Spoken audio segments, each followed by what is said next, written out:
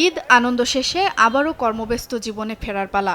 একদিন আগে সরকারি ছুটি শেষ হলেও গাজীপুর সড়কে ঢাকামুখী যাত্রীদের চাপ বেড়েছে। একই সঙ্গে বাড়তি ভাড়া নেয়ারও অভিযোগ করেছেন যাত্রীরা।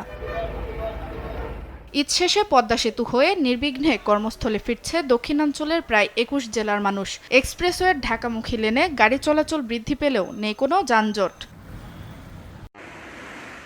সিরাজগঞ্জের সড়কের পাশাপাশি ট্রেনেও ভিড় করছেন যাত্রীরা। উল্লাপাড়ায় ট্রেনের শিডিউল বিপর্যয় ও টিকিট সংকটে চরম ভোগান্তিতে পড়েছেন যাত্রীরা। চাহিদার তুলনায় টিকিটের সংখ্যা কম হয় বাধ্য হয়ে অনেকে দাঁড়িয়ে কিংবা জীবনের ঝুঁকি নিয়ে ট্রেনের ছাদে চড়ে যাত্রা করছেন। অনলাইনে এখন টিকিট পাওয়া যাচ্ছে না, কেন যাত্রীদের অনেক ভিড়। আমরা ৯টার উদ্দেশ্যে যখন স্টেশনে আছি, কিন্তু এসে দেখি প্রায় ২.৫ থেকে ৩ ঘন্টা ট্রেন লেট। ৯টার ট্রেন আসতেছে ১১টা ১২টায়, তারপর আমার যাত্রীরা খুব ভোগান্তি হচ্ছে। এজন্য সিট পাই না, এখন তারাও যাইতে লাগতে পারে, ছাদেও যাওয়া লাগতে পারে। দৌলতদিয়া পাটুরিয়া নৌপথে ১৬টি ফেরি ও ২০টি লঞ্চ যাত্রী ও যানবাহন পারাপারে নিয়োজিত রয়েছে। এতে কোনোরকম ভোগান্তি ছাড়াই স্বস্তিতেই যাত্রা করছেন কর্মমুখী মানুষজন।